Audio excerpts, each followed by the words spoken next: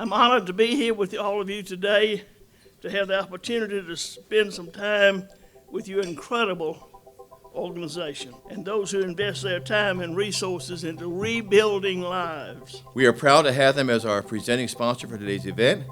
And if you would, please join me in welcoming the founders of Freedom Financial Group, Tad and Tony Hill.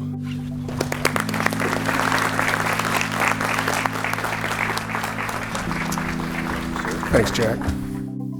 It is a pleasure to be here. The mission of Shepherd's Fold focuses on the immediate needs of shelter, but more importantly, this program focuses on the individual from the inside out.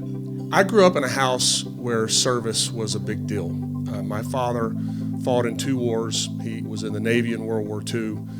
He was in the artillery in Korea as a forward observer and was awarded the Bronze Star for bravery.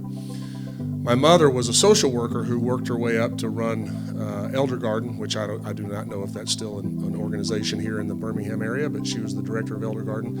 And one of the programs that she was involved in was Meals on Wheels. And so the first time I had any really introduction to serving other people was one Thanksgiving. Some of her employees that were supposed to be delivering meals weren't able to do it. And my mother, being the person that she is, instead of her telling one of her other employees to do it, she did it herself.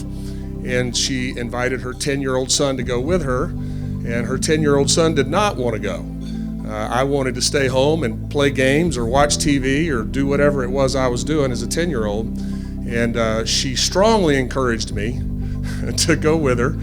And she did not make me, but she strongly encouraged me, so I went.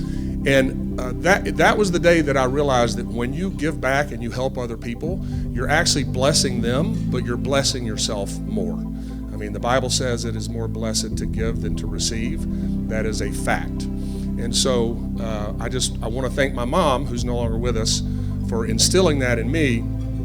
But it's something that my wife Tony and I, Tony's back there in the back. Many of you are probably familiar with her voice on the radio, but my wife Tony and I have continued that, and so, as Jack said, we regularly give time, not our time, our whole team's time, any of our clients that want to go with us to different charities.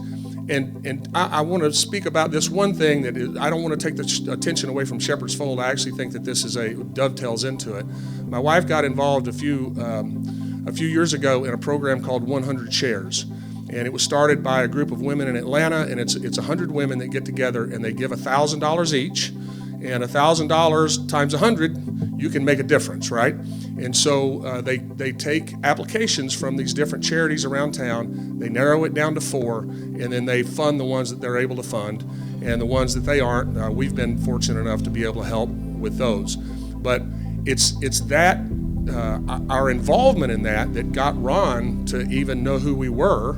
And so when Ron called and said, would you like to be a sponsor of Shepherd's Fold, Anna came to me and I said, well, I have no idea who they are, but we're going to give X amount to charities this year, so sure, let's go ahead and do it. It wasn't until Jack and Trent joined me on the radio show that I realized the work that y'all are doing and how amazing it is, because if you look at, it's easy to garner attention and empathy for widows and orphans. For men in the prison system, that's not such an easy thing to generate interest in. But you hear what they've done as a program, and it's amazing. And I won't go back through the statistics, but just if you look at the statistics of people that end up going back into prison versus they go through their program and now they're productive members of society. One of the other things they shared with me is it costs us $35,000 to $50,000 a year to house a prisoner. The Shepherd Folds program costs $3,500 and they pay for it. The participants pay for it, and then when they're done, they're productive members of our society. So I just think this is an amazing organization, and I'm very glad that I've had the chance to get involved in it.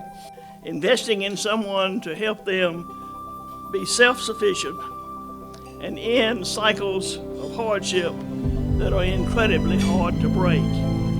It's my desire to see every individual become successful post-incarceration. These folks come from broken homes, poor education opportunities, and a myriad of other problems.